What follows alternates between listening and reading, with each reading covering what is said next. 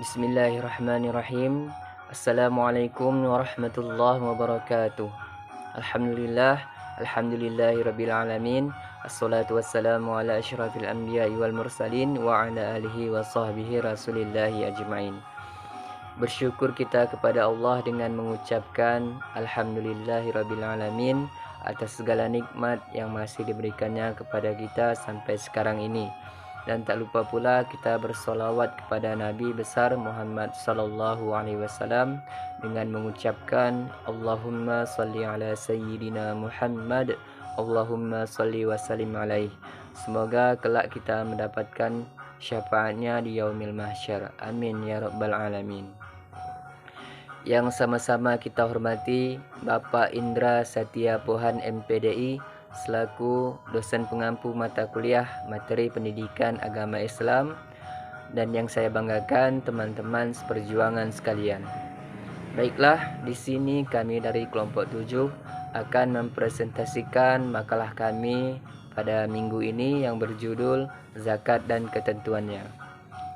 Sebelumnya izinkan kami untuk memperkenalkan diri. Kami dari kelompok 7. Yang pertama, saya sendiri Rustam Mustami selaku moderator pada presentasi kali ini. Yang kedua ada Kak Sheila Afrida selaku pemateri pertama. Yang ketiga ada Kak Siti Farida selaku pemateri kedua. Yang keempat ada Kak Sri Kandi selaku pemateri ketiga, dan yang kelima ada Kak Yesi Novianti selaku pemateri keempat. Baiklah, langsung saja untuk memperhemat waktu, langsung saja kita dengarkan materi yang akan disampaikan pada kesempatan kali ini yang akan disampaikan oleh rekan-rekan saya. Mungkin itu saja pembukaan dari kami. Saya ucapkan terima kasih. Assalamualaikum warahmatullahi wabarakatuh. Saya Sheila Afrida. Di sini saya sebagai pemateri yang pertama dan saya akan menjelaskan tentang pengertian zakat. Secara bahasa, zakat berarti tumbuh dan bertambah. Jika diucapkan, zaka al-jar adalah tanaman tumbuh dan bertambah jika diberkati. Kata ini juga sering dikemukakan untuk makna toharo atau suci, di mana Allah SWT berfirman, sesungguhnya beruntunglah orang yang menyucikan jiwa itu. Quran Surat Asy-Syamm ayat 9. Sedangkan arti zakat menurut istilah syariat Islam ialah sebagian harta benda yang wajib diberikan orang-orang yang tertentu dengan beberapa syarat atau kadar harta tertentu yang diberikan kepada orang-orang yang berhak menerimanya dengan syarat-syarat tertentu pula. Zakat adalah salah satu rukun Islam yang ketiga. Ia adalah wajib berdasarkan dalil-dalil qat'i dan merupakan perkara maklum fidin bid darurah, sehingga keraguan dan keingkaran akan kewajiban zakat menyebabkan kekufuran, di mana dalil terpenting kewajiban zakat yaitu bunyinya, dirikanlah sholat dan tunaikanlah zakat. Quran Surah Al-Baqarah ayat 43. Dan sebagaimana hadis yang diriwayatkan Al-Bukhari dan Muslim dari Abu Hurairah, yaitu yang bunyinya, Islam dibangun di atas 5 pondasi, yaitu yang pertama, syahadat bahwa tidak ada yang berhak diibadahi kecuali Allah dan Muhammad Rasul Allah, menegakkan sholat, mengeluarkan zakat, haji, dan puasa Ramadan. Jadi kesimpulannya, zakat juga salah satu unsur pokok bagi tegaknya syariat Islam. Oleh sebab itu hukum zakat adalah wajib atau fardu atas setiap muslim yang telah memenuhi syarat-syarat tertentu.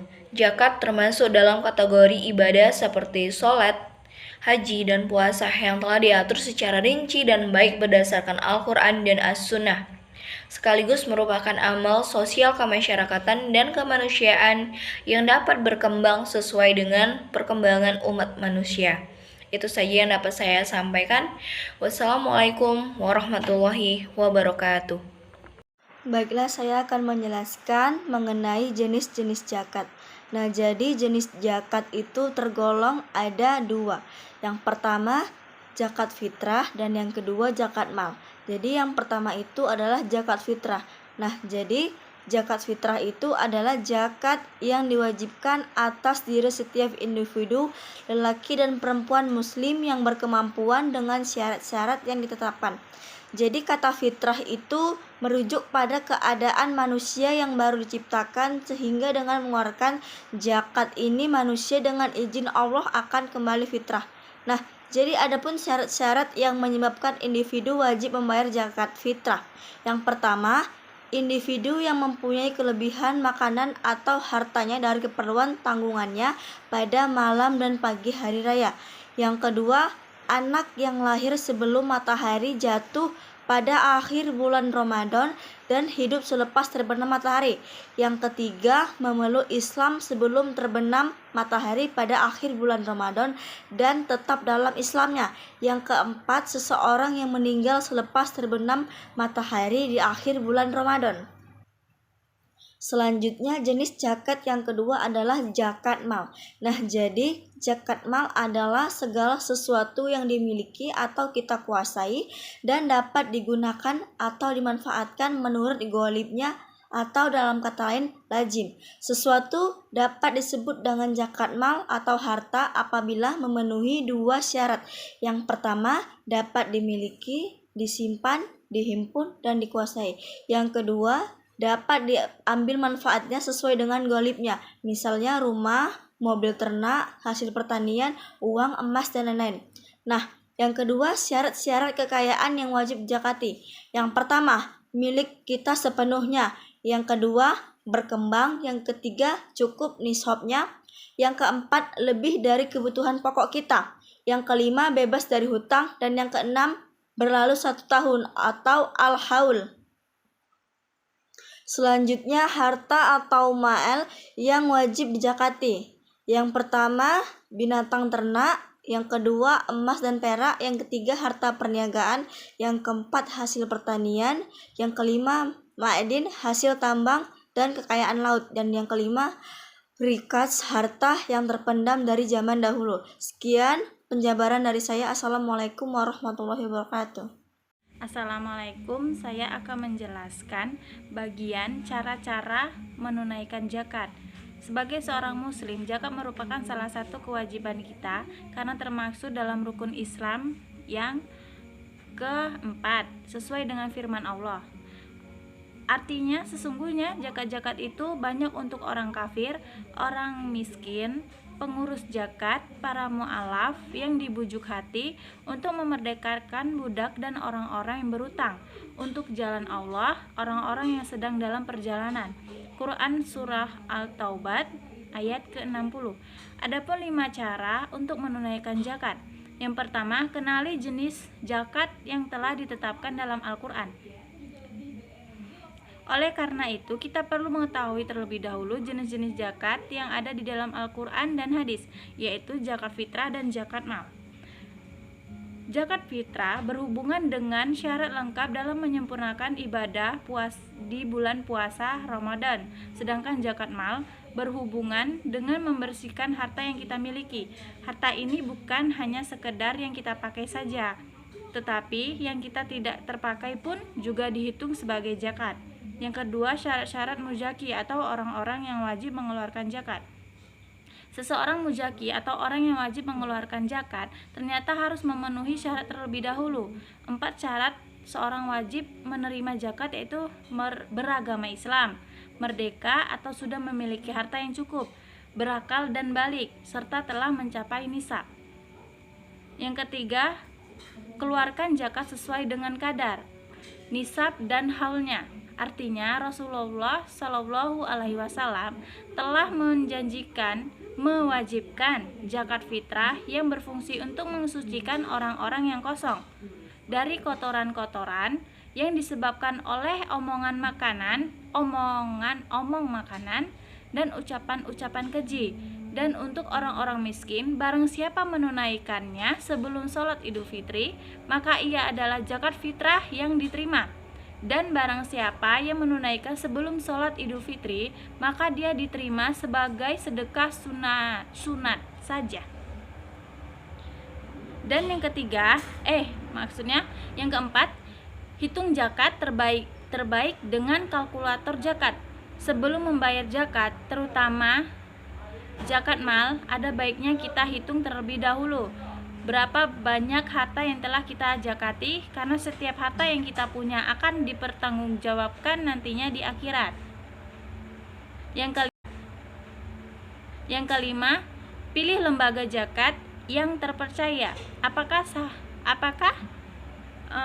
kalian tahu bahwa angka kelaparan dan kelahiran di Indonesia semakin meningkat? Salah satunya contoh adalah Dompet Dufa.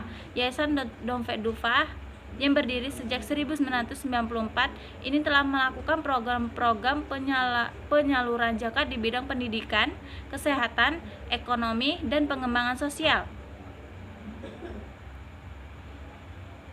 Program-program tersebut ditunjuk langsung kepada 8 anggota penerima asnaf hingga lebih dari 1 juta jiwa. Namun tidak dapat menutupi mata juga, kita harus mempunyai tingkat kelaparan dan kelahiran yang tinggi. Karena hal ini banyak lembaga-lembaga yang menawarkan program-program zakat yang langsung disalurkan ke Indonesia. Maka dari itu zakat itu bisa kita pergunakan membantu teman-teman atau sahabat kita yang kekurangan ekonomi, atau tenaga kita yang kekurangan ekonomi. Selanjutnya akan dijelaskan dengan teman saya. Terima kasih. Baik, saya akan menjelaskan tentang mustahik orang yang tidak berhak menerima zakat. Setiap bulan Ramadan, seorang muslim diwajibkan mengeluarkan sebagian hartanya untuk membayar zakat. Perintah membayar zakat kepada orang-orang yang berhak mendapatkannya tersebut sesuai dalam Al-Quran surah At-Taubah ayat 60, yang artinya sesungguhnya zakat itu hanyalah untuk orang-orang fakir, orang-orang miskin, amil zakat, para mu'alaf yang dibujuk hatinya untuk memerdekakan budak, orang-orang yang terlilit hutang untuk jalan Allah, dan untuk mereka yang sedang dalam perjalanan sebagai suatu ketetapan yang diwajibkan Allah, dan Allah Maha Mengetahui lagi Maha Bijaksana. Dalam surah At-Taubah ayat 60, Allah menyebutkan hanya 8 golongan orang yang berhak menerima zakat. Namun perlu diketahui juga ada beberapa golongan yang tidak diperbolehkan untuk mendapatkan zakat. Jadi ada 5 golongan yang tidak berhak mendapat zakat. Yang pertama itu orang kaya. Orang kaya tidak berhak mendapatkan zakat karena mereka masih bisa memenuhi kebutuhan diri sendiri dan tanggungannya. Rasulullah bersabda, tidak ada hak untuk orang kaya maupun orang yang masih kuat bekerja. Hadis riwayat Nasai. Bagi orang kaya atau orang yang memiliki usaha dan penghasilan yang mencukupi kehidupannya dan orang-orang dalam tanggungannya, maka tidak diperintahkan untuk menerima zakat. Yang kedua itu ada orang dalam tanggungan yang berzakat. Zakat tidak dapat diberikan kepada orang-orang yang nafkahnya menjadi tanggungan muzaki atau orang yang zakat, seperti istri, anak, cucu, orang tua, dan lain-lain. Misal, seorang suami tidak diperbolehkan memberi zakat kepada istrinya karena sang suami sudah berkewajiban memberikan nafkah kepada istrinya. Yang ketiga, orang yang tidak beragama Islam. Orang yang tidak beragama Islam tidak berhak menerima zakat, sebagaimana Rasulullah yang berpesan kepada Mu'az sewaktu dia diutus ke negeri Yaman. Beliau berkata kepada Mu'az, beritahukanlah kepada mereka atau umat muslim diwajibkan atas mereka zakat. Zakat itu diambil dari orang kaya dan diberikan kepada orang fakir di antara mereka atau umat muslim. Hadis riwayat Bukhari dan Muslim. Yang keempat, keluarga Rasulullah. Keluarga Rasulullah tidak boleh menerima atau mendapat zakat. Keturunannya Bani Hashim dan keturunan Abdul Muthalib juga tidak berhak mendapat zakat. Zakat adalah kotoran harta manusia, tidak halal bagi Muhammad, tidak pula untuk keluarga Muhammad. Hadis riwayat Abu Daud. Yang kelima, hamba saya atau budak yang telah mendapat ketentuan yang tidak dijanjikan mereka oleh tuannya, maka ia tidak berhak mendapatkan zakat karena tuannya lah yang akan memberikan nafkah kepada mereka. Baiklah, mungkin itu saja materi yang bisa kami sampaikan pada kesempatan kali ini. Bagi kawan-kawan yang belum paham, boleh bertanya. Kami akan membuka sesi tanya jawab. Mungkin demikian presentasi kami pada hari ini.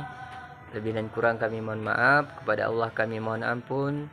Saya ucapkan terima kasih. Assalamualaikum warahmatullahi wabarakatuh.